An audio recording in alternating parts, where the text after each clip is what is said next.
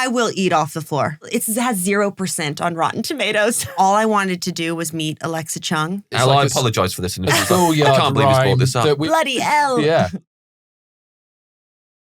Welcome, Elle, to the Dream Restaurant. Thank you. Welcome, Elle Fanning, to the Dream Restaurant. We've been expecting you for some time. Oh, man, I'm happy to be invited. Thank you for my reservation. There's no reservation. This is a walk-in only. Oh, that's right, yeah. Yeah, you can just stroll in whenever you like. Oh, good. Do you prefer that? Is it better to know that you've got a reservation, you're looking forward to it, you've taken care of it, or do you like the feeling of like you just wandered in and, there's a table? That's funny. I've never thought of that before.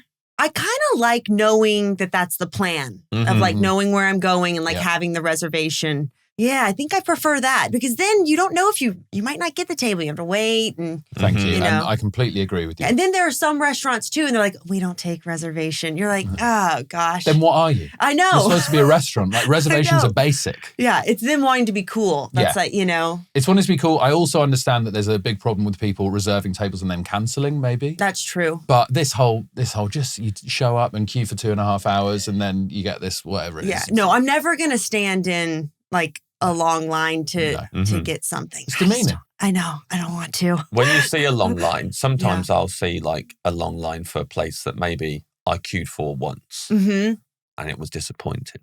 And then I'll go past it and see the line and I want to shout at the do you tell them? And go, it's not worth it. You're wasting your time. Exactly. I get that. Back. Yeah, because I'm in New York a lot and there's these little like pop-up places that people obviously like have seen on TikTok or whatever, like these bagel spots. And it's like, I don't think this is worth it, I have to say. But those TikTok places are never actually good food. It's like, no, there'll be fun colours. Yeah, or but I do have, like, bubbles. I do love looking at them on TikTok, Sure. though. And I like save them thinking that I'm ever going to go to the place. I'm like, I got to remember that, taco spot. Yeah. Like, but they do make them look good on the videos. Well, that's their job, I know. Yeah. And Every time I fall for it, I feel absolutely so disappointed with myself. As I'm eating the thing that looked amazing, someone showed me an Instagram thing. I'm like, look at that. I thought, we've got to get it. I know. And then as I'm eating it, I'm like, of course it tastes rubbish. Of course this is disappointing and rubbish. I just fell for it because it looked good on the gram. I know. And then the top ranking, the spots in the city and people rank the spots. Yeah. That's okay. That one, when people just go, here are the best places or here are the best things to eat, and it's just stuff that they've had and this was delicious. Yes. I trust those people. Yes. The ones that are just because it looked good in the photo and they're just getting clicks and all of that. That's when I'm disappointed. That's when I'm like, what are you, 5, James? Why have you fallen for this? I know. It's a lot of, it tends to be like donuts, pancakes, bubble tea. Freak shakes. Yeah, freak shakes. Slice of cake and a milkshake. See, and I'm like we're going to get into this, but I love fast food so much, but I love a mix. Like I'm like a high and low. I'm a really adventurous eater, so I will try anything. Like I will try anything. I love food, but I love fast food and I love donuts, but I don't like the fancy ones. Yeah. I don't want a fancy donut.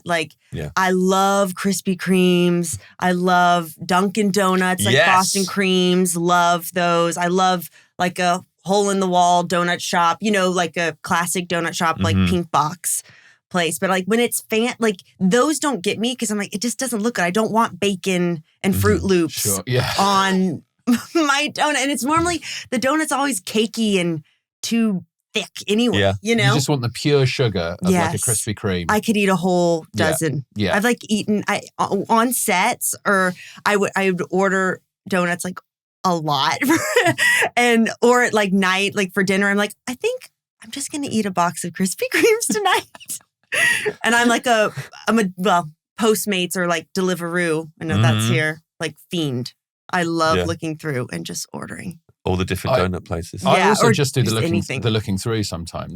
Tell me if you think this is weird. Sometimes if I'm in a new area, I will look at the Deliveroo and imagine what it would be like to live in that area. Oh, just to check, to be like... He said to tell him if you think it's weird. No, I get that. You can put any address in. Yeah. That's fun. I haven't tried that. I've done it where I've been looking for a house, like thinking about getting a new house, put the address into delivery straight away and go, I'm not moving there. Yeah, you're like, you can't get anything That's so basic. I'm not moving there. Do you ever, I know like you're not like you don't go method when you act, but when you're ordering food, do you ever imagine, like Ed imagines, what if I lived here? Do you imagine, what would my character order? What would my character order on Deliveroo tonight? I've never done that. I mean, I've definitely had to eat some crazy things like in movies before. I did a show here in London called The Great, and it was a period piece, like what would it be, 17th century.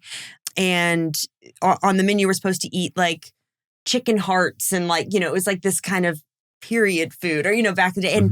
And we're like, oh yeah, normally they would make something look like it was a chicken heart, but it actually wasn't. And like Nicholas Holt's in the show, and we both have to like put the whole thing in our mouths, like toast and whatever. And we're like, we put it in, we're like, oh my God, they actually made it. Like it was exactly the recipe. It was like the rosemary, the chicken heart, all the thing. And we're like, okay, guys, we can't do this many takes eating like a full like chicken liver heart, like whatever this is every time. I'm like, I'm adventurous and like it's fine, but like that was a little extreme. They really took it. I mean, hey, I feel like precision, the detail orientation, I respect. They got to give you a heads up, haven't they? Because if you're expecting like a fake chicken heart, if your mouth's ready for something and then the chicken heart goes in, you're like, oh, holy shit, this is. Yeah. That was that was a lot, but it's mad they didn't more. Also, I've had chicken hearts before. They are nice. But you do feel like you eat one chicken heart and you're like, that is the entire chicken's heart. Yeah, like exactly. They didn't have another one of those. Yeah, because they are kind of small, right? Yeah, they're tiny. Yeah, so that's what we had. That is the only chicken heart that chicken had. With chicken breasts, you're what like... What are you trying to say? There's another one, but you've eaten the entire quotient. So if you have like 4 of them, you're like, that's 4 chickens. That's 4 chickens, yeah. Yikes. And then how many takes were they thinking, how many chicken hearts did they have lying around on set? Like, oh my gosh. And then we had ice cream in a scene, which because of the melting aspect of it, they used lard. Oh my God. As like a fake ice cream. And so we're like, so you wouldn't give us real ice cream. Yeah. You've turned it and it was like a lard that we had to eat it was so bad. You had to eat the lard? Yes, I did. And then Nick, I actually heard he requested, he was like, just give me real ice cream. And but I was like, oh, I just did what they said, You just had the lard. I was like, I'll just take the lard. You don't want that rep on the scene, right? You heard about Elle Fanning? She demands real ice cream. Exactly. I should have. Refuses to eat lard. I had the lard. She's such a diva. She refuses to eat a bucket of lard in every take. How dare she? What do you think your character in Predator would order? On a food app? Well, this is interesting. This is interesting because she is not a human. So in this film, it's kind of a mashup of our Predator world, which I like. This isn't Predator, but it's giving monster. It's giving Predator vibes. Yeah, little Predator vibes. Thank you. Yeah, a lot of guests say that about Ed. Yeah. Giving Predator. Please don't clip that up, Benito. But I play Thea, and it's a kind of, our film is a little mashup of the Alien universe. So that means I am an android synth from Weyland-Yutani, who is in the Alien universe. So it's also talked about in the film. She doesn't eat. She doesn't eat any food. Right. She's completely like mechanics all underneath. I think this is going to be the problem when cyborgs come around. They don't eat. Yeah, the food's going to go down. Because everyone says, oh, there's going to be these humanoid cyborgs, but if they're not eating, I don't think they're human. Oh, yeah, that's true. You need a cyborg that sits down and eats with you. Yeah, we're fucked. You have to eat. We're fucked. Yeah. She doesn't eat, so I don't know what that would. She would have nothing. She would have nothing. That's it. I mean, that's. I know. Sad. I mean, you can't do that on a film, really, can you? Can't go. Imagine. If you were a method actor. Oh no! Oh my God! I'd shrivel away. Yeah. And we filmed in New Zealand, which I'd never been to before, and New Zealand has incredible food. Yeah, really phenomenal. Good. It's great for food, New Zealand. Yeah. We were filmed in the North Island, so I never went to the South Island. I didn't make it there, unfortunately, but I really want to go. But the pastries are really good there. Mm-hmm. Like the breakfast, the pastry. They would bring around these like fresh like pastries, like croissants, kind of with like ham and cheese rolls. I'd be like, so I was eating a lot. Not method at all on that one. Australia, New Zealand, they know how to do breakfast and brunch. They do. They really nail it. Yeah, it's great. And fast food wise really as well. I think like New Zealand does fast food really well. Like even like little, just like independent places popping up. They know how to do like burgers and fries and really go for it. Yeah, and make like good quality stuff. Yeah, rather than just like stuff that's going to make you feel regretful afterwards. I know, that's all the stuff I like. But the buzz while you're eating it is so good. It is. You're so like, I know good. I'm going to feel absolutely dreadful after this. But I let's know. enjoy the ride. Exactly, and we were like in the film too. It was very physical. So we were like quite hungry a lot because we were on these locations, and it's Demetrius who plays the Predator in the film. Mm-hmm. He's like in this full Predator suit, and we're hooked back to back because I play a robot backpack essentially, and I'm cut in half. So I had these like blue tights on, and we're flying through the air together and hooked on these wires together. So it's a lot more physical, I feel like, than I'd ever had to be in a role before. And so, you have to fuel yourself. You must. That's what, when you're doing something like that, and you are like, so you're just pretending to be half of yourself. I know. Is there anything different that you do playing that role that you wouldn't have done in another film, that you're actually just trying to get in a different headspace? Yeah, I mean, definitely. Because we had training before for a couple, maybe a month or a little less than a month. That I worked with like the stunt team, and we would like work out together and also kind of physically figure out how we wanted her to move, because also she's not a human. So she can move quickly on her hands. It wouldn't be the same way as like a human would if they were, cut. So kind of just learning the physicality of that was something. When you're working out for that role, do you skip leg day? Yes. Yeah, no point. I know, it's really not needed. I do. I play also another character as well in it. Mm-hmm. She's another synth, kind of like her sister or counterpart, and she does have legs. So okay, it's like, all right, she's only legs. Yeah, she's exactly. Just a pair of legs. Yeah, exactly. It was quite funny because we had all these, dolls made of me, where sometimes it would just be my legs, or it would be like these dolls and plushy dolls, or ones that looked more realistic, or that they would put on the back. And so it was like thousands of me's just like lying around. I took a lot of photos. What happens to that? How does that feel when that's happening? Creepy. Yeah, really creepy. Creepy. Good. Very scary. I think there's two answers to that, and you gave the right one. Good. Yeah. If you'd been like, I loved it. I loved looking around. There were so many versions of me. That'd be problematic. It would like scare me. Like, oh, where are they now? Again. What's happened to them? That I wonder. You should know that. I know. I do not know. They're in the hands of. Yeah, you got to find out. The studio. I don't know. Yeah. I'm gonna call someone after this. You got to find out where they are. That's a good Because I wouldn't like that in the back of my head, not knowing where they are. No way. I know. I need to ask. Especially if they announce a sequel. And that you've not been told, and then it's just they're just using one of the plushes. That's scary, right? Yeah. I know. Man, we're fucked. I know. Totally fucked. We got AI. We got all, I watched an interview with this guy, this AI guy, who's working in AI safety, and he's trying to make it safe. Was he AI? No, not that I know of. Yeah, he might have been. He might have been. He started. He went bananas. It is crazy the videos that they don't. Sometimes they get me. Sometimes you're like, is this video AI that I'm looking at or not, Mm-hmm. And then you're like, oh, they have like 6 fingers. Never mind. Yeah, I have to check with my wife. That's our whole day is me going, is this real or not? I feel like an old man. Yeah. It's I know, it's scary.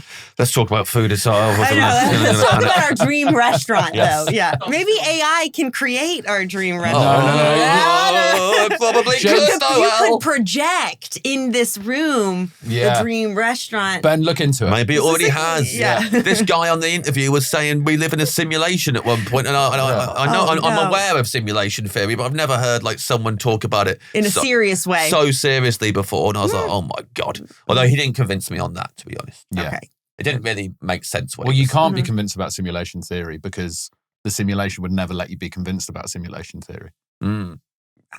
Yeah, because we're supposed. Right. It's like if it's the Truman Show that we're living. I mean, we don't know. Yeah. Oh well. I mean, I'd love to be in the Truman Show. That's a nice version. Yeah, a Truman Show seems nice. Mm-hmm. But like, James, don't start thinking about the Truman Show, because whenever you do, it's another 20 minutes for chat about the Truman Show. Is that one of your favorites? Love it. Love the Truman Show. He gets obsessed with the Truman Show. Love the Truman Show. Yeah, I'm 40. So like, I grew up with all the Jim Carrey comedy films. And then just when I was the right age, he started doing stuff like Truman Show. Yeah. And then when I was the right age, he did Eternal Sunshine. Ooh. I mean, now he's bananas. You need to have him on the show. You need to have him on the show. I would love to have Jim. Don't you want to know what he eats? I do. Jim Carrey thinks he doesn't exist. Right. you heard him talk in interviews now? He says Jim Carrey doesn't exist. How do you book him? Being in the Truman Show is going to fuck you up, man. Yeah, how do you even book him? Yeah, you have to figure out his code name, I guess. Yeah. He's playing a character who is living in a world that's being filmed all based on him, and he is an actor in a film and everyone's filming him because he exists. That's going to mess with your head. It's going to mess with your head. Totally. And we live in a simulation. James, let's start the podcast properly. Yeah. Would you like still a sparkling water, Elle? Okay. I know that it's probably like classier and chicer to say sparkling, but I don't. That's still all the way for me. Respect. I think that is classier and chicer. You think? It is. To reject the sparkling. Okay. Yeah, because it's not the obvious choice when you're thinking classy and chic. Yeah. So still, I think that's a good option. I know, and I'm just, when they're like, bottle, I just say, it's normally just tap. Oh, yeah? Yeah. If it had to be from a specific place, city, is there somewhere where the tap water New York. New York. Yeah. The water is the best there. Another vote for New York. It's good for your hair. Is it? Yes. Your hair feels better in New York, and that's why the bagels also taste different. And I've heard that in other states, there are some bagel places that get the water transported to their bagel shops to make the bagels because the water, that's what makes it so good in New York. They got to get the New York water over. Mm-hmm. Yeah, you need to get it over to some London. People get New York water just to wash their hair in. As well. I'm sure there are people who fly out New York water. I'm sure, right? Yeah. I'm sure. There's someone right now in LA building a pipeline from New York to LA. 100%. To get the water, yeah. 100%. Brad Pitt. I bet Brad Pitt. Or Jim Carrey. We don't, Yeah. Carrey isn't washing his hair. Yeah. He doesn't believe in it. Not in He years. doesn't believe in it. He's not trying. Brad Pitt, George Clooney, DiCaprio. They're getting the water pumped to them from New York to LA. Yeah. Yes. They're all doing that. Yeah. Although I think Clooney probably lives in Italy or something. Yeah, I think he does. I don't know. Or maybe I'll just believe in the Nespresso ads a bit too much. Yeah, you're believing in the conspiracy. Yeah. It makes me believe that he lives in He's Italy. Getting New York water flown out for his Nespresso. Yeah. Just a little Everyone bit each has time. A different, yeah. And that's the only amount he orders each time. Flies it over. Just enough to fill a tank on a small espresso machine. Yeah. I know, it is a crazy You met Clooney? I have, wow. But it was like at an event. It was like kind of in a quick way. I don't know him super well. Do you ever get starstruck? Totally. I totally do. I remember, so I went to the Met Ball when I was 12 or 13. I think I was like the youngest. Wow. I think I was 13, like one of the youngest attendees. But and I was with my sister, which was really great. So I had like a buddy, but and I was a big like fashion nerd. I mean, I still am, but like especially when I was young, and all I wanted to do was meet Alexa Chung at the Met Ball because I was like, as a 13-year-old girl, I was like, I just loved her style. Like, I just wanted to meet her. Yeah. And on the red carpet, I kind of wore an outfit that like Alexa would probably have worn, at the time. Bait Alexa Chung into coming over. Yeah. And then I turned around and she was there, and she was like, "I like your outfit," and I was like, I was like, I can't believe that. And Beyonce was there. Beyonce I've met, and that is pretty, you're in the presence of like a goddess. So as British people, it's very funny for us to hear Alexa Chung listed before Beyonce. Yeah. That's we've done hundreds of episodes of this podcast. That's the craziest thing that anyone's ever said. Well, I was thinking, hey, we're Beyonce in London, was there. So. Yeah. Because before she was like a Alexa Chung icon did all the fashion icon stuff. She did. She was a host of like a TV show here. Yeah. On T4, which was like the youth channel. Yeah. So we know her as a TV presenter, really. Yeah, she was, I think like there was something exotic about her, me being from LA, like this London girl, Yeah. She's very cool. Chung. Very cool. She's very cool. Yeah, and I got to know her a little bit. now that I'm older. But yeah, we a little bit. Super nice and, it was cool. But I'm trying to think. Oh, there's actually another funny one that it was at the Met Ball, but I was a little bit older, and Billie Eilish and Cardi B were like talking, and I was sitting down, and I got up, and I was, you're wearing giant shoes, of course, and you're like, have this long train, and everyone's always trying to like outdo each other with, the crazy outfits. And so I got up and I slipped, like completely fell on my ass and like in front of Cardi B. And she's like, whoa, like she looks over, like in her peripheral, she just sees me like just go down. And I was mortified, but she was like, are you okay? I was like, girl, are you okay? I'm like, yeah, I'm all good. Like, don't mind me. Like, so that, you're starstruck, but I was like, that was an embarrassing moment. You should just pretend you're doing like a drag race death drop sort of style. Yeah, I should have. No, I wasn't that quick, but I was like, oh, sorry. Poppadoms or bread? Poppadoms or bread, Elle Fanning? Poppadoms or bread? Oh my God, what? Bread is my, like, I'm more savory than desserts. I'm not a sweet person, actually. Well, we can rewind the podcast. You just said you eat entire boxes of Krispy Kremes. That's true.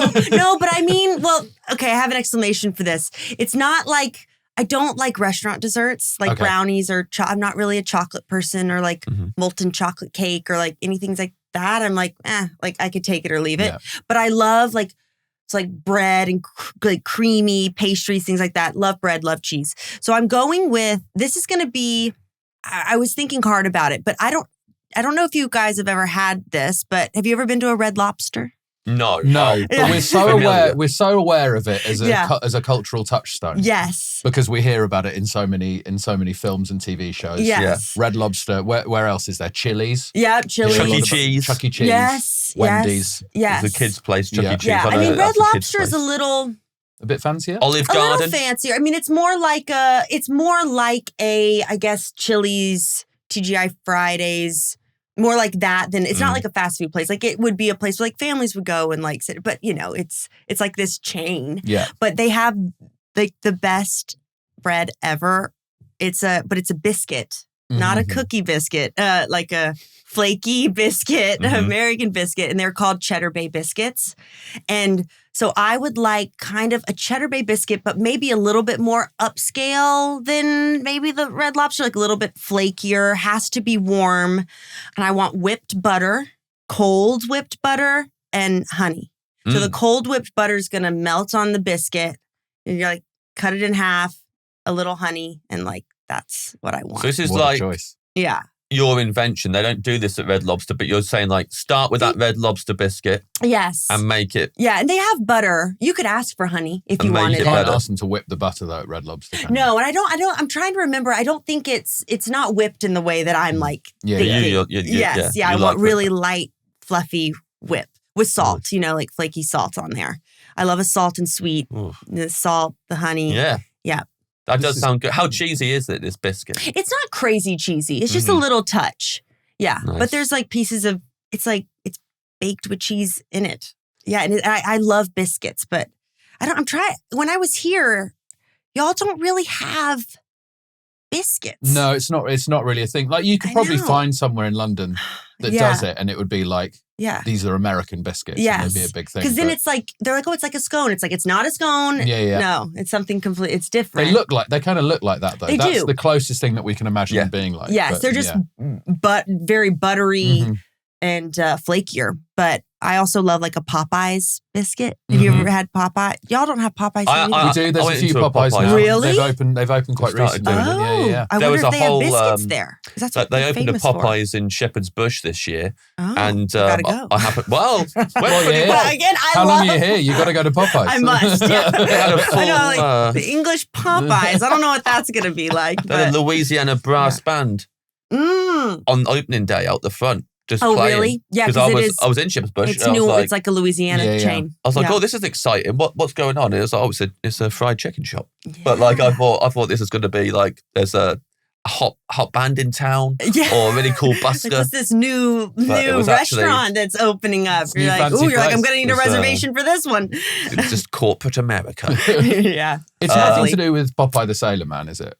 It's not. No, it's not Popeye the Sailor Man. It feels like I don't think it is. No, it's not. I could be wrong. I mean, it could. He's not. If you're using the Popeye name you're connecting it to Popeye the Sailor Man, you're putting spinach on the menu. I know. And you're putting him on the logo. Yeah, and he's not on the logo. No, it's orange. Popeyes is an orange logo. Yeah. Yeah. I think it was maybe the person who started the chain originally. Because I'm from Georgia, so I that's why I say like y'all. And I have like, there's like a Southern, skewing for me with like the biscuits and all that stuff. And also like KFC here has French fries, which we do not at home. Oh, really? Really? What? We don't. No fries at KFC? No, you would have like mashed potatoes and gravy, but we don't have fries, I don't think.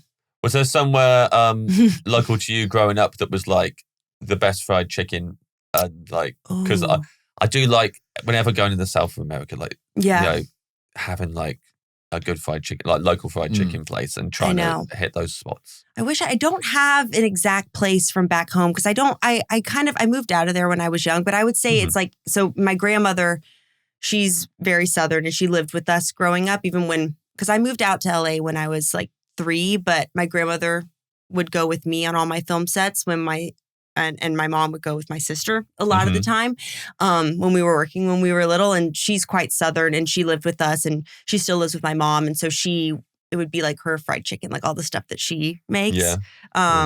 Which I know I need to get the recipe. She did make me like a recipe book it was a nice Christmas gift for the grandkids of like her recipes, which was really nice. Yeah. I know I don't have a exact fried chicken place. Do you cook from it? Because my mum did that for me. She was like, when I went to university, she was like, here's all the things you like that I cook. Oh, that's Here's nice. how to cook them. Did you do it? No, of course I know. Well, because I had absolute free reign to just order pizza all of the time. Exactly. So I'm not going to cook it. I read it like a novel. Yeah. I'd be like, this is what I used to have. Yes. Yeah, you're like, there it is. Just imagine it. You'll want it. You'll want it, One day I'll. Totally.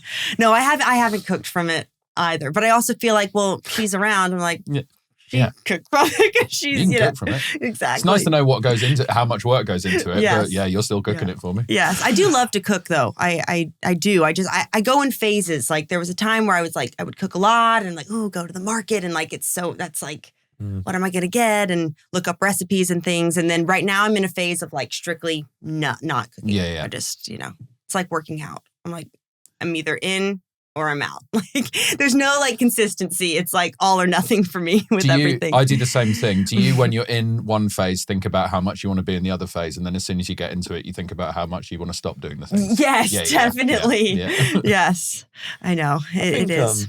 Possibly Ed reading his mother's recipes is the saddest thing he's ever said on the podcast. I used to just sit there and read a book of his mother's. Well, if I'm homesick, I just, here's all the things you like. Read about the chicken noodles. For you. Oh, ginger. There was ginger in it. Lovely. Read it like a book.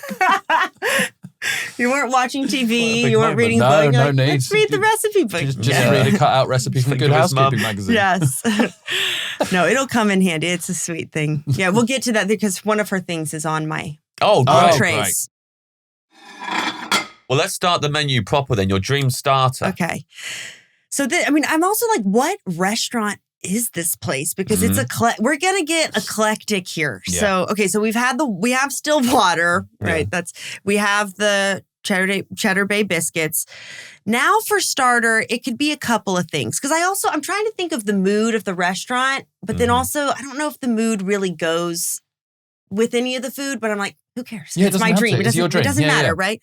But yeah, I definitely want like a place with like a good vibe. And like, I want the place to be very populated. I like kind of getting dressed up a little bit. It doesn't have to be fancy, but I like the occasion of like feeling like you're going to, a place. Do you want, when you walk in your outfit, do you want Alexa Chung to walk over and say? She has to be there and say, I like your outfit. Yeah. She's the maitre d'. Oh, yeah, that's right.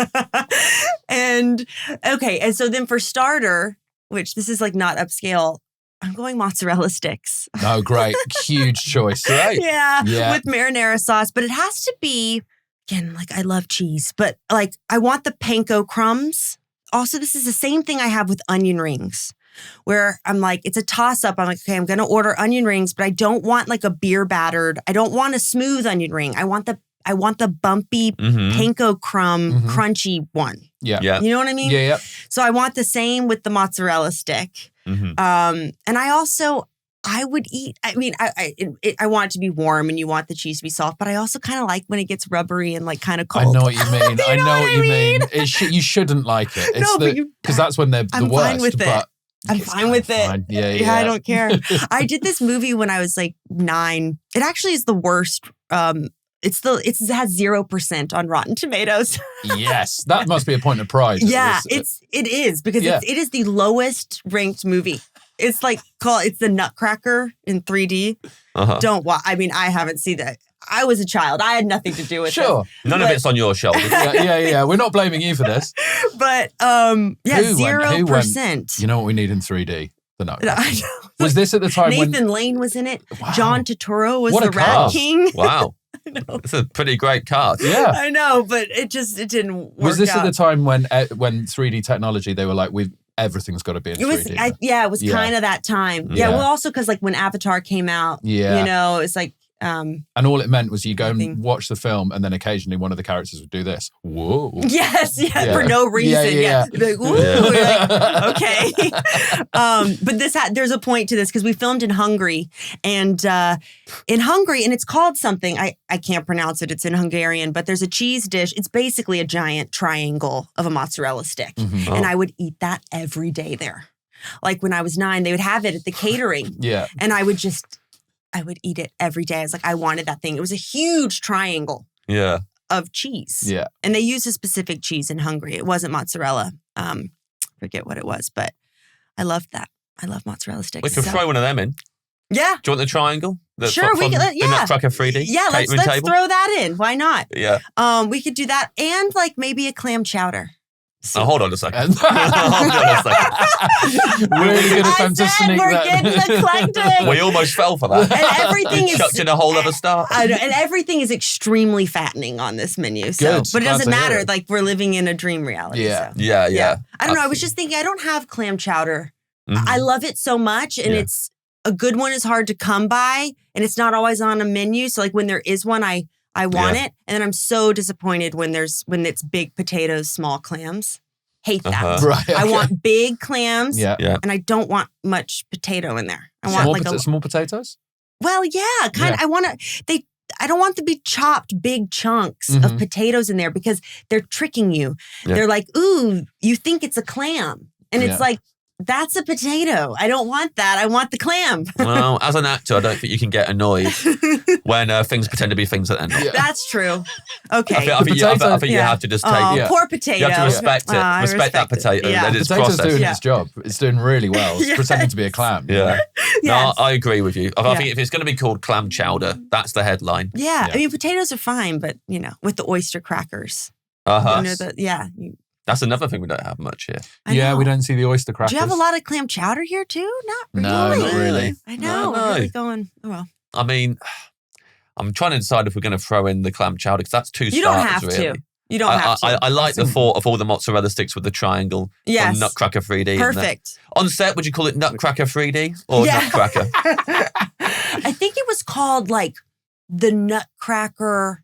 like the untold story in 3D or something. It was like long title. If only untold.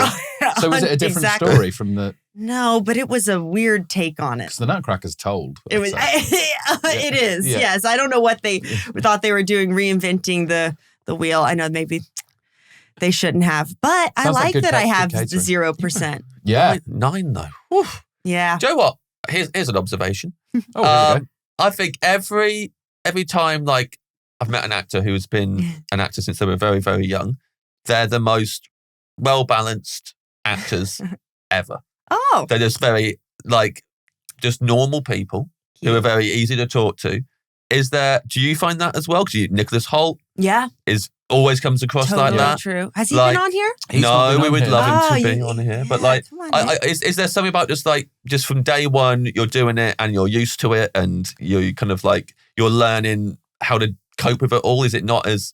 Yes, there is something to that. I also think I was really lucky because either my mom or my grandmother like was on set. And so, I was like very much kept in line of like, you have to be on time. You have to, be polite, like respect everyone around you. So like I had that through that lens. And also I didn't go to like drama school or anything like that, or never did any classes. I actually wasn't allowed to do plays at my school that I went to in LA because they told me, well, you already act. So like, that's harsh. I know. That feels harsh. I know. So I was like, oh, okay. But what, to save the other students' blushes? I guess it's like give them an opportunity. Like, all right, fine. Yeah. But so I didn't have that. So I learned on the job, of just learning from directors and other actors. And like I was lucky that I worked with people that like really took me under their wing and like helped me. And I think I'm very comfortable and like feel the most at home, like on a film set. And it's that the film set's also something it's grown with me, like as I've grown. And so I've got to discover myself through that. And then, how roles change as you get older and how your choices change and what you like changes. So yeah, I don't know. But I mean, also I had my sister, she was, young when she started too. My first thing was it was playing her at a younger age. And I Am Sam. Yeah. And that's right. Did you research? Ed doesn't like it when I just say someone's films at them. No, but that felt natural. That felt natural. Rather than what he normally does, Elle, is he'll Nutcracker 3D. He'll just say Nutcracker 3D and then go Nutcracker 3D and then just wait for the guest to say something. With the hand gesture. And they go, yeah. Yeah. Do you have a question about it? You and I Am Sam? Or he'll just quote something. Well, that was like a fill in the blank in a way just now. That was smooth. That was smooth. Super smooth. But now what he's done is he's brought it up and he's killed the smoothness. And he's so proud of himself for being let's be honest, a bad interviewer. You've done your research. I've done my research. Yeah. I don't know. I'm talking in circles now. But yes, that was my first. But I also had like a built-in role model, I guess, with my sister.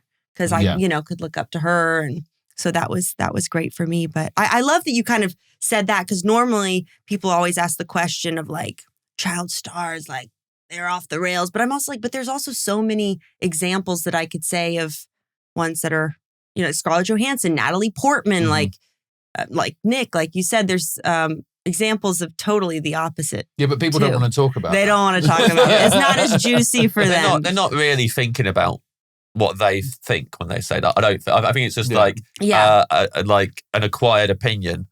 And then actually if you sit down and think about it, it's not true at all. But but they just like to. Yeah. I love, because it's like I got to find what I love to do from a young age. It's like, what's better? My family's they're all athletes. So we were supposed to be tennis players, my sister and I.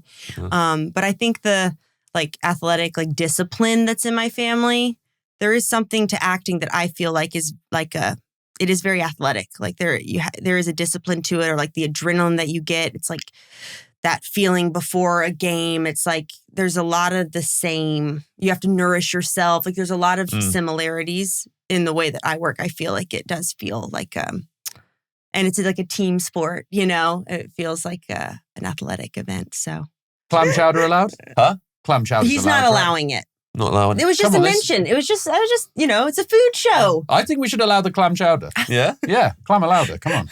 Clam Allowder. Clam Allowder. I was just trying to sneak that in. I'll allow clam chowder. I'm not allowing clam Allowder. Holy smokes. When did you start? You're saying holy smokes a lot today. Well, I said it sometimes earlier. Holy smokes. He'll try and start I met the lady from Disney earlier. I was shouting holy smokes. He's trying, and when he says it, he looks right in the camera. Yeah. Holy smokes. So many cameras to choose from. And he's going to get Ben to put up holy smokes below it. Yeah.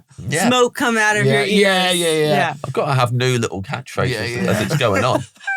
You've got to keep something going. Bloody Elle. Yeah. That's it. Yeah. People like saying that to me here. Oh, what a bunch of wankers. Because they say bloody Elle. Like instead of bloody. I know. I'd hate that. If I was you, I would hate it. They do it. Wouldn't make sense for you. No, it wouldn't make sense for me. My name's James.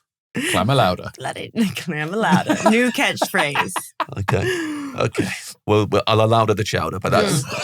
Come on, that's good. Thank you. Allowder the chowder's better. Yeah, but we workshopped that. Yeah. Allowder the chowder, yes, we workshopped it. I wouldn't have got there without you. It's a team sport. Podcasting, it's a team sport.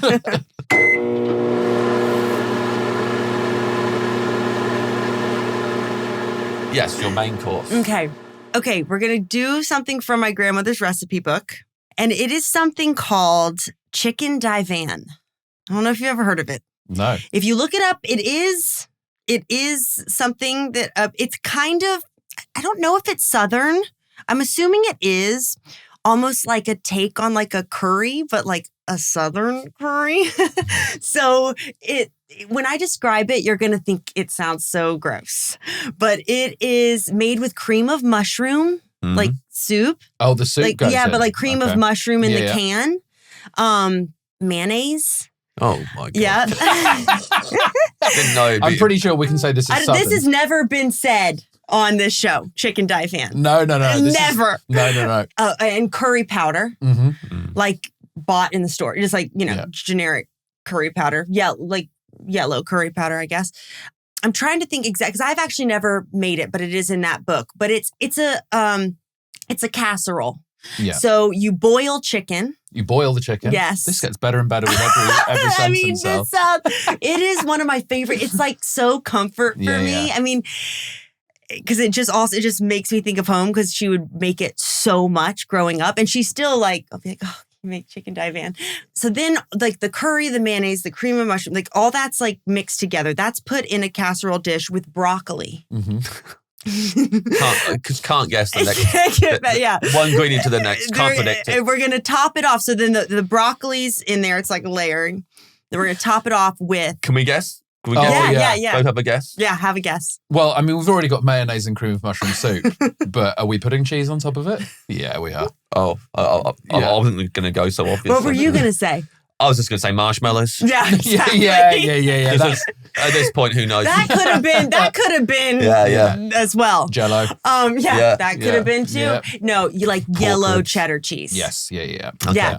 So then that goes on it. Then you bake it in the oven, and that cheese gets like really crispy. Like it has to have a crisp layer on it. Yeah. And then the curry, it's like it doesn't taste like mayonnaise. It just has that like consistency. Yeah. But I love mayonnaise and condiments and stuff. Like some people are like revolted by it, but like I more condiments the better, like on anything for me. But I mean, this is a casserole, but yeah, and you have it with like white fluffy rice. I mean, I'm not selling it. I'm not selling this, but it's like if you look up chicken divan, there's a lot of recipes for it. People eat it. I eat it. As you were describing it, it sounded like the sort of thing you'd see on diners, drive-ins, and dives. Yeah.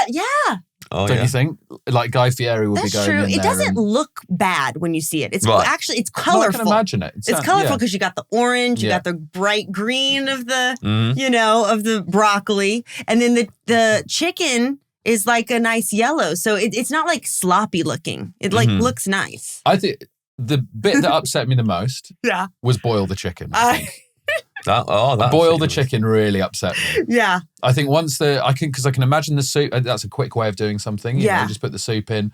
I was even on board with the mayonnaise. Yeah. But boiling the chicken. I know, because it's not, you're not trying to get a brown on the chicken or anything. You don't want that extra flavour. No. You don't. Because a lot of that's coming from the soup. Yeah. And it's the whole chicken. It's like chicken breasts. So you just buy the chicken they got breast. two of them. They got two of those, okay. Yeah. Two, yeah. Made with only chicken hearts. Yeah.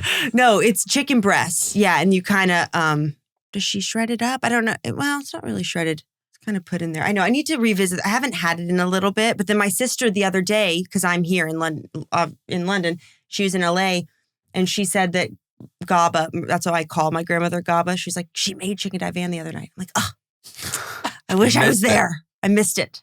Yeah. So it had me thinking, I'm like, I'll put it in my dream restaurant. When people have here's something. I respect.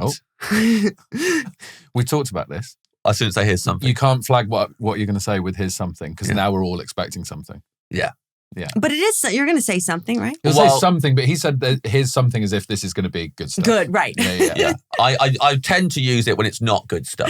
Okay. To try and Got it. But Elle doesn't know that. Yeah. Try and get it. Well, so Elle was like, so I'm getting something. used to it now. Yeah. You know, it's really nothing. Guests take a while to get used to, James. But eventually they do. Not really by the end of the podcast, though.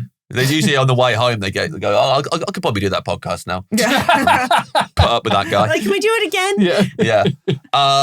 I always respect when people use their, if they have a specific name for a grandparent that is like, no one else would know that name. It's based on someone not being able to say it when they were a kid or whatever. Yeah, that's what it is. When they still just will say it to everyone else. Because when I was a kid, at my school, everyone called their grandmother Nan. Everyone would say my Nan. Yeah. And I called mine Granny and felt like an idiot. Really? And I still feel like an idiot. Did you get bullied for that? No, because I just said Nan at school. Oh, I was trying to blend dare. in. I go my Nan. And I remember, I have a distinct memory as a kid of my mum picking me up and me talking to a kid in front of her about my granny, but saying, getting to the point where like, oh my God.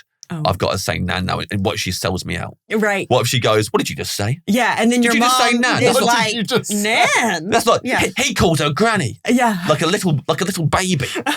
That's what I felt like. So whenever anyone proper just goes with their own name, which is like so specific to their family, I'm like, respect, so self-assured. I wish I was that brave. Thank you. That's a cool name, though. That's like an individual name for a grandparent. Yeah.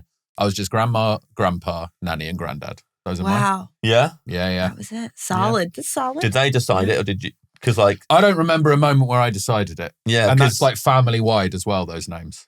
Oh, okay. Right. Yeah. Because now, like I have to remember like with my nephews and stuff. Yeah.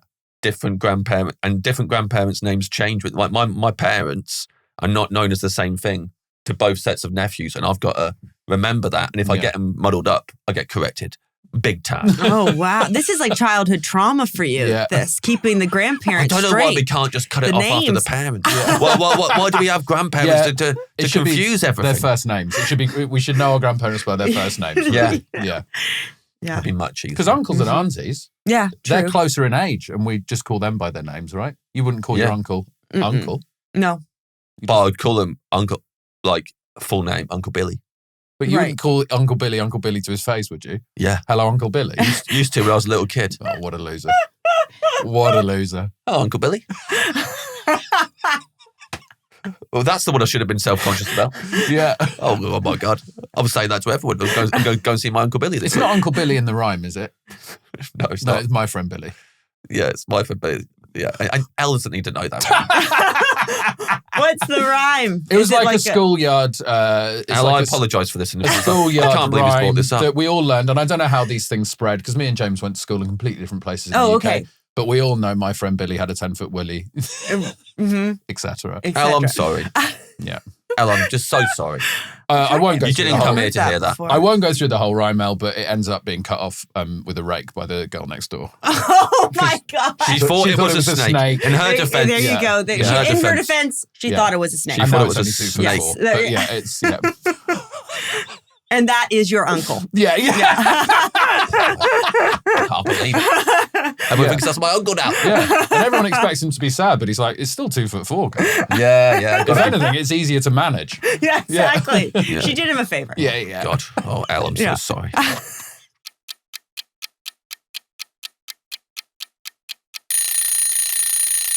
I mean, it seems inappropriate to segue into your dream side dish now. Yeah. So you've got rice Uncle Billy's Willy side dish. Oh, no. Oh, God. Well, we had rice. Yeah, put in there. But I do also, I mean, this is funny. We were talking about Popeye earlier, but like people call, like, I love spinach. Mm-hmm. Like, so I need a side of spinach. Like if there's a side and like spinach is on there, I'm always getting it. I'm like, a side of spinach. But that'd be good with that main course, actually. I think by the sound of things, it'd be like quite more nice. Green. Yeah. Like mixed healthier. in there maybe. And like, would you get it involved with the... Or no, I wouldn't get it involved. No. But No way. No. That was so quick. No. No way. For the people who are just listening, I got a finger wagged at me. No. But yeah, just like simple steamed spinach. Yeah. Salt. Like, but yeah, not too watery, not too dry. I really hate when it's really dry. Yeah, but it's I so had that difficult, last night, actually, at the hotel. I was like, ordered some spinach, like a side, and it was like, no. Too dry. I didn't eat it too dry. Do you ever complain? No, never complain. You can't, can you? You can't. I mean, also, it was room service, so what are you going to do? Yeah. And it's going to go through the whole rigmarole again of them coming up with another, they'll bring a whole table up for the side of spinach. Yeah. And it's probably drying on the way up is the problem as well. True. So next thing you know, there's someone with like a spritz bottle on the way up. Being like, we got to keep this spinach moist. Oh no. Elle Fanning's in town, everybody. That's what they'd say. It's keep like the spinach moist. Like a whale's washed up onto the beach. They're just trying to keep it moist. The other day I was on tour. I was in Norwich. Do you know Norwich in the UK? I do not. It's a little city. And I ordered some room service in the evening, and there was like kind of a charcuterie board type. There was a meze platter. Yep. So I was like, I'll get that. Yeah. Comes up, deliver it. They leave. I look and realise, they've forgotten the falafel isn't on there. But it's quite a lot of stuff on here. So I won't complain. I'm just going to leave it. 10 minutes later, maybe even 5 minutes later, knock on my door. Oh. They brought the falafel up. But in the 5 minutes since they delivered it and left, I was now just in my boxers. Yeah. So then I had to go, hold on a second. Yes. And then they're thinking, what's he doing with the meze? We just dropped that off. With it. We dropped it off a second ago. It's getting freaky with the meze. Yeah. And then I answer it, and now I'm just in a dressing gown. And same lady. Yeah. She's like, okay. She's like, now what are you doing? So you answered, I do want to know. Yeah. So you answered the door, you got the room service, you immediately took off your clothes to eat. See, I understand, James. I understand all this. Yeah. I get ready for bed. This. Yeah. It's just me in there. I'm just getting ready for bed. I'm not I'm not about to do anything. When you eat in restaurants. With the hummus? Never. So when you eat in restaurants, are you like, I can't believe I've got to have my clothes on for this? It's the worst part of a restaurant. Yeah. Yeah. Got to sit there with my clothes on. I've never come to your dream restaurant. Like I can be gross. Like like eating in bed or eating in the tub. Yeah. And then sometimes you look and you're like, this is disgusting what I'm doing. Yeah, never look. Never think about what you're doing. Like, why am I doing this? But then it's like, have your like laptop, like if you order a pizza, like I once like had a full setup like on the, bath tray thing that goes across, all fell down. Like full pizza in the water. I mean, that is gross. No. Still eat it? No, I didn't. But I'm someone, I will eat off the floor. Yeah. Like there's like 5-second rule. Like I'm like, it really doesn't bother me. I think if you're willing to eat off the floor, I think 5-second rule's out the window. Yeah. You just find stuff because it doesn't make any difference. I won't find stuff, I guess. It's foraging. Yeah, I know. It's like, if it drops, it's like, okay, it's fine. Yeah.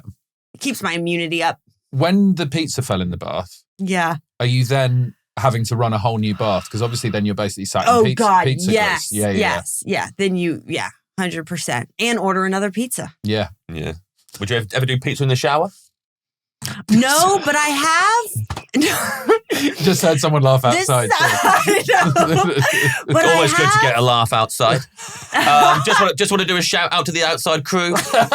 We don't shout them out enough on the pod, but we appreciate your support. There are people outside. Yeah, just so you know. Outside, yeah. I think I have eaten when I'm like in a rush. I wouldn't put it past me that I've like leaned out the shower and like had something. You've got to lean out. For sure. You can't be having pizza in the shower. No, or like a burger. Yeah. Yeah. Burger in the shower. If you got one of those like, rainforest big shower heads, you could put the food on top of that like a plate. Yeah. And just like have it there and then put it on. That's the driest place really, on the top of the shower. That's the driest place in the shower, yeah, for sure. Yeah, driest place in the shower. That's the driest place in the house, I think, actually. Yeah. Is it? On top of the shower? So. Yeah. Or the fridge, actually. The fridge, very dry. Yeah. Or the little soap tray in the shower. Yeah. You could have exactly. fries on there. Yeah. Exactly. Yeah. I've done a beer in the shower before. Is that sad? Yes. It was on holiday. Okay, that's all right. I like the idea of it. Depends if it was like a depressed It wasn't. It was like holiday starting, baby. Great. I'm getting clean and I'm getting tipsy. I like that. Yeah. I like that. Yeah. But then did it make it hot? The beer hot? Because I love a beer, like a cold beer. Yeah. But it was never as hot as the shower, so it was perfect actually. Perfect. And I'm going to do it again. Well, let's get on to your dream drink from that. Oh, then. yeah, drink. Is it a beer? Is it a nice cold beer? Oh, my gosh. It could be. That actually kind of go good with my Southern curry. Or I order a Negroni. That's like my drink. Mm-hmm. Yeah, I think I'll say Negroni. That's what I was coming in here with.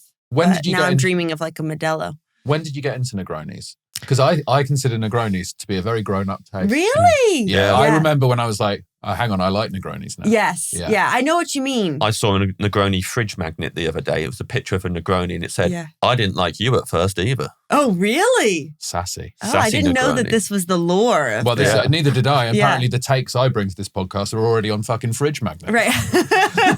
I'm hosting a podcast with a fucking fridge magnet, Elle. I'm saddled to this fridge magnet, motherfucker. And you know what I always say, Elle? Live, laugh, love.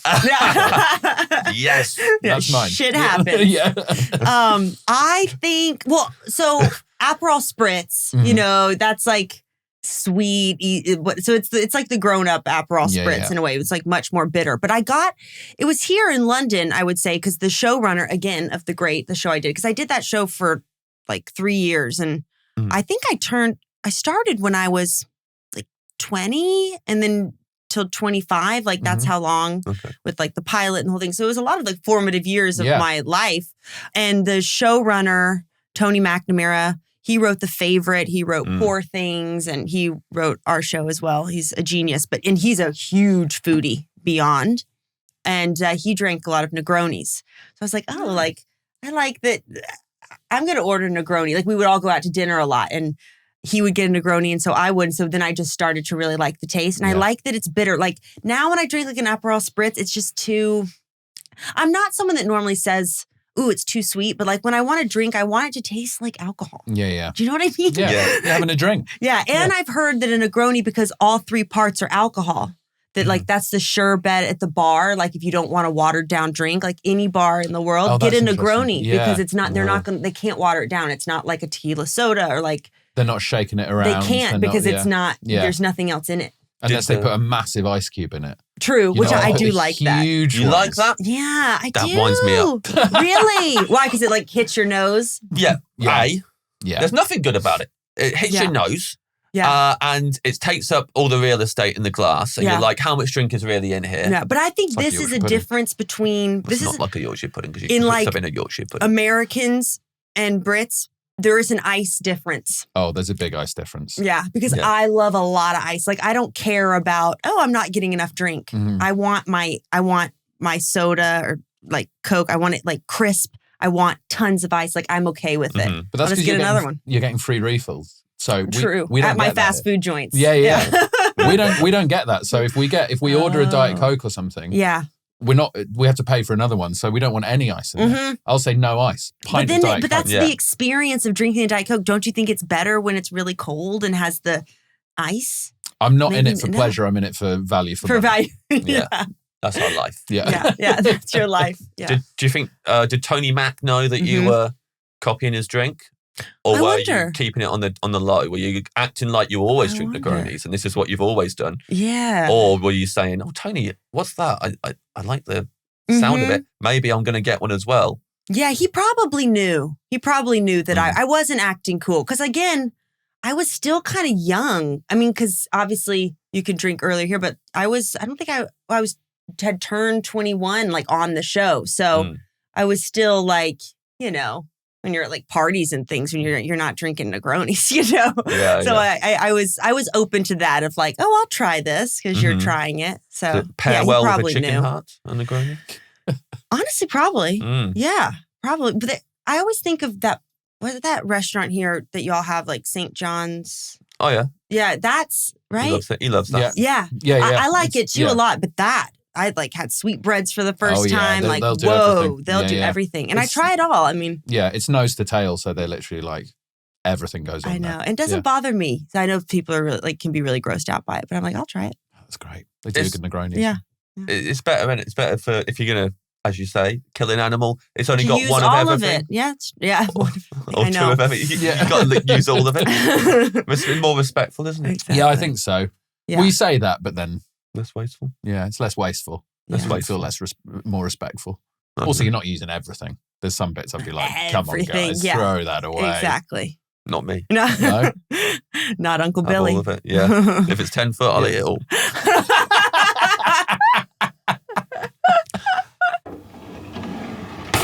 We arrive at your dream dessert. Okay. Now you said you didn't have much of a sweet tooth, but then we had the donut chat at the beginning. I know. So I'm feeling like James is worried because James is a dessert guy. And is this where we differ? I'm more of a savoury guy. At the beginning, I felt like kindred spirits. I've only really just got I've changed my donut habits, and now I love Dunkin' so much. I used to think Dunkin'. Do you guys have Dunkin' here? Yes, but not as good as you've got it. So here's something. Yeah. In the last November, I was in America for a month and I didn't have much to do. And I went big on Dunkin'. I suddenly discovered... I didn't know you went big on Dunkin'. Oh, I went big on Dunkin'. I suddenly discovered that I loved it. I mainly told Stuart Laws, our mutual friend, because he's always been a Dunkin' evangelist to me. And I've been like, you're high as a kite. And also, I don't really like Krispy Kremes anymore because I saw Stuart eat just too many of them during the tour. And it made me go, I don't know how this guy is eating Krispy Kremes at midday. Also, Krispy Kremes here is like every service station on the motorway has like a cabinet of Krispy Kremes. I know, which is so crazy. Yeah. Like in Tesco, they have them. Yeah. Like out, which is like not like it is at home because they're the best when they're hot. Yeah. And and at home, it's like hot donuts now, and then you go in. Right. And you can get them fresh. But I like them from the... Well, not Stuart Laws. Okay. Stuart Laws, if he's listening, and he will be, he can't walk past a cold Krispy Kreme donut without eating it immediately. Wow. He loves it. And he was always saying to me, Dunkin's the best. And I was like, so I had a Dunkin' donut in London and was like, I know what you're talking about, man. It's just a very boring donut. Yeah. In America, that you've got different ones that we don't have here, but it is still just like so straight down the line, nothing fancy. Yeah. But I have so many favorites there. And on my next trip to America, I was so excited to go to Dunkin'. Because when I got back to London, I was like, I'm just going to Dunkin' all the time now. No, forget it. Not as good. Can't. But in a way, I was relieved because I was like, that would be the end of your life. That would have been the end of your life. Yeah, so actually, thank you for making Dunkin' not as good in London. Yeah, it can be a treat. It's so good over there. Yeah, he's flying to America about six times a week for Dunkin'. Yeah. You need to get in the commercial. You're a Dunking. Oh, I am a Dunking. You're a Dunking. Yeah, you need to get him a Christmas gift, the Dunking shirt. Yeah, you know what I mean? And a crown. And the crown. Yeah. Well, the Ben Affleck. You can be in the Super Bowl commercial. Yeah, I could be in the Super Bowl commercial. I actually know about that now because I stayed up for the Kendrick one to watch. Yeah. Because I wanted to watch the halftime show. Well, the commercials are so I now understand the commercials are insane. Yeah. Like, it's like the cast of the Nutcracker 3D in every single commercial. It's mad. It is. They are. Mad. It really Absolutely is. Insane. You got some royal blood in you. I do. You're I mean, you're related to our royal family. Yes. So on my mom's side, someone did some Ancestry.com and who is it? It's King Edward, the third or there's something like that. Guys. Yeah, there's some, but there is like apparently some royal bloodline. Someone did an Ancestry.com. We didn't even do it ourselves. Like a fan did it or something. And there was I don't know, but apparently that is true. I don't. Yeah. You can go on one of those shows and find out if it's definitely true. I could. I should. Yeah, I probably should. But then there's something about those like swabs and stuff that I'm like, then my DNA's out there. If I commit a crime, you might not want to have Is that your main worry, that someone will frame you for a crime? I don't know, but you're just like, well, it is out there. You're giving it over. I don't know. If that nice man who presents that ancestry program is going to frame you for a crime. Yeah. And it could be a crime from way back in the past because he knows everything about history. Exactly. So he could get you. Exactly. Well, no, okay. Yeah, he could. Yeah, he could, Ed. No, it's sort of... they never caught the person who did this. Yeah. So when's the crime you're thinking of that Elle's going to be framed for? When... Yeah. Because it would have to be within Elle's Zodiac. lifetime. The Zodiac. They never caught Zodiac. That was me. Sorry. Huge exclusive for the podcast. Yeah. Elle Fanning is the huge Zodiac for you guys. Yeah. And thank you for bringing this to us. No. But for the listeners, we all know it's Arthur Lee Miller. Oh, no. He's the number one suspect. Are you a huge crime guy? He loves Dunkin' Donuts and the Zodiac Killer. Yeah.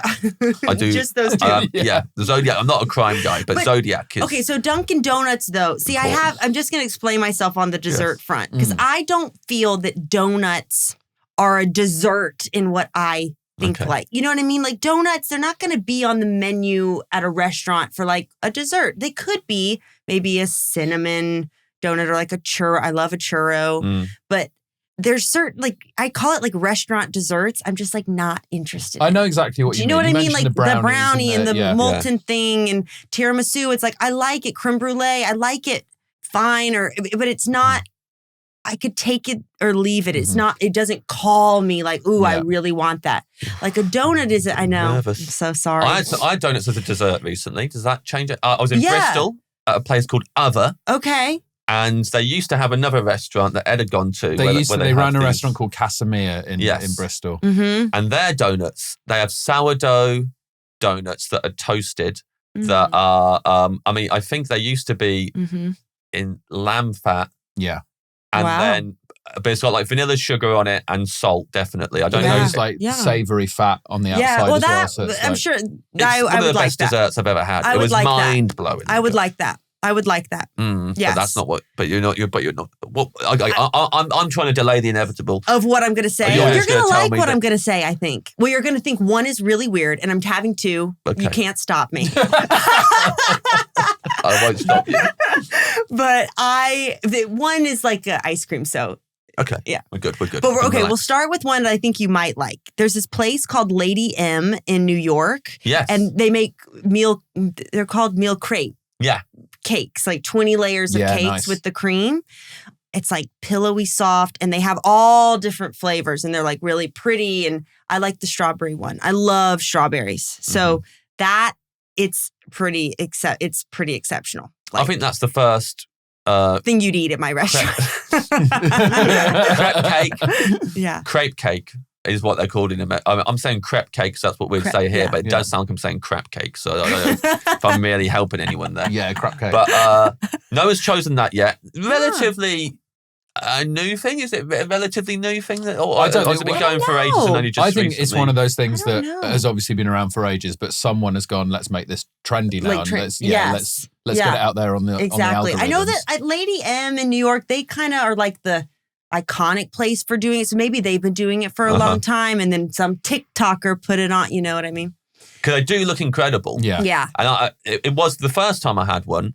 I did have that, like, I've been done here. They look amazing in the photos. Yeah. James is so worried about being done at every opportunity. I get done all the time. Yeah. And then like, I was eating it and going, I'm not that fussed about it, actually. Yeah. And then I wanted another one in the future. I find that as long as I'm not being a gentleman about it, and I just go nuts. Yeah, it's good. And cram it and have huge mouthfuls of it and really go undignified. But why do you want to do Delicious. that? Yeah. Oh, it's really nice when you have loads of it. But the whole point is that of the layers is you get like a fork and you cut down and you can see all the layers inside. No. If you pig out on them and you just go like a massive mouthful and you get it all the cream and the crepes and everything in your mouth at once, it just fills your mouth. Yeah. It's delicious. Yeah. It's not a dainty. But it is. That's what it is. Yeah, but that's the thing. That's where they get you. That's the con. Elle, how are you eating you have to go. I'm not going like crazy. I don't think, but in a jacuzzi, maybe. On the top of a plane. Did we hear anything from the outside? I have to be skydiving, eating the. I think. Like normal person. Yeah, probably. Yeah, like a human, sure. But I like Interesting. But the strawberry one is really good. With the strawberry like pastry cream. That is really good. I think I've had matcha before. Ooh, yeah. I don't know if I like matcha as a drink, but I don't know if I would like it. See, again, if it was a chocolate like one of the crepe cakes, I don't know if I would like it as much. Right, it's funny. It's like I love like custard and cream, and I like white cake, and I do like that. And then we're having we're having that. This doesn't go with this at all. It does in color, but I have to mention it because it's my favorite ice cream in life, and it was recently discontinued. Oh no! It's at Baskin Robbins. Yeah, it was recently discontinued. Or, well, not recently, for like a couple years. And I thought, wow, I'm never going to have this taste. It was like the taste of my childhood. I'm like, I'm never going to have this taste again. And it's the bubble gum at Baskin Robbins. Oh, wow. It's pink and it has pieces of like square pink bubble gum in it. And it almost tastes like milk. Like it tastes like the ice cream itself kind of tastes like milk. And then you have these really frozen rock hard pieces of gum that you chew at the same time as you're eating the ice cream. Yeah. So then it's like, it could break a tooth. I mean, the gum is so hard, like for kids, like, I mean, it's definitely like gravel. a choking hazard, but it's so, it tastes so good. It's like it's my favorite thing. And my mom is very good friends with, there's a Baskin Robbins, like a local one around where she lives. And she goes there and gets like a milkshake like once a week. Like, and she is very good friend, Bruce, who works at Baskin Robbins. Bruce and her are like this. He knows how to make her milkshake. Yeah. She likes chocolate syrup extra. She has to be thick. Like there's a whole thing, and like Bruce knows how to do it. And so like he sees Joy and my mom like walking in, and he's like, all right, like he knows. And for my birthday this last year, my mom surprised me. Bruce called the company and ordered a gigantic drum, like a drum. It's like this big of bubble gum. So they made one up for you. Yeah, but they make it, but you have to like, because no one likes the ice cream. So it's a terrible seller. It's like the worst seller of their ice cream. Like, so they're like, the stores have to buy it or call it in to be like, and no one is doing it anymore because they're like, literally no one eats this. Yeah. And so Bruce was like, well, no one eats it, but I can call it in if you buy the big drum, but we can only do it by like the bulk. Like, and he did, which was amazing. So I got to eat that. Are you swallowing the gum? Yeah, well, this is what I'm thinking. Are you trying to keep it in your mouth with each mouthful, chewing it up and then blowing a huge bubble? You can't blow a bubble with this gum. No. No, it's too... Well, there's also something great about the gum kind of freezes while you're chewing it because the ice cream's so cold, and I like that. Like, it's kind of like drinking really cold water with gum. Yeah. There's something there. Or drinking, like eating like a chocolate bar and drinking cold water. I know what you mean when you drink cold water with the gum in and then you can feel it kind of get hardened. Yeah, That's what happens with the ice cream. And then you're swallowing the bubble gum. No, you just chew it, and once you're done, you spit it out. Yeah. Yeah, you can't eat it. It's bubble gum. You can't swallow it. But that's crazy to put it in ice cream. I know. It's insane. I know. So I've seen it at the Baskin Robbins and thought, never in a million years would I get that. But exactly. And that's why no one orders it. I didn't know how it works like that. Yeah. But shout out Bruce Robbins. Yeah, Bruce.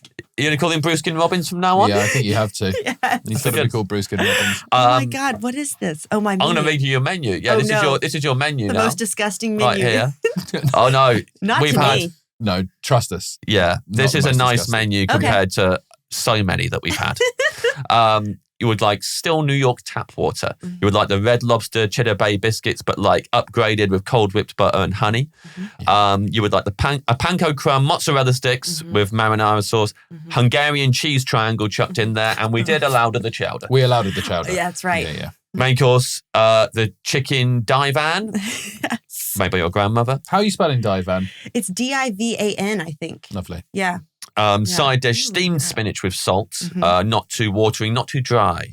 Drink, a Negroni, and dessert, strawberry crepe cake from Lady M in New York, and a bubblegum Baskin Robbins ice cream that will kind of, you won't have it together, you'll probably go back and forth. One after the other. I think you got to have the bubblegum last, haven't you? Yeah, you do. You top it off. It's an aperitif. I think that sounds good. Yeah, it's good. You would want to try. I think you would like it. I actually do want to try the main. I want to try the chicken divan. I want to show you a photo of it. Yeah. I bet it looks exactly as I'm imagining I think it does. Yeah. I mean, hers looks a little like it's, Oh, so Ben's holding up. Ben, there he is. Yeah. Ben, I'll be honest. That's pretty much it. But the cheese is a thicker layer on ours and more crispy. Yeah. Yeah. It sounds like something someone made up when they were stoned. Totally. They put it together. It's thrown in a load of soup. They're like, what else we got? Just fuck a load of cheese onto the top. And then they're like, great. Exactly. This is a tradition now. Yeah. Some accusations levelled at the grandmother there? Yeah. Not specific. And guess what her name is? Mary Jane. No way. Yes, it is. Well, that's exactly what's happened. And it's the pronunciation of her, what do you call her? Gaba. Is that because she was the one who couldn't say it? Yeah.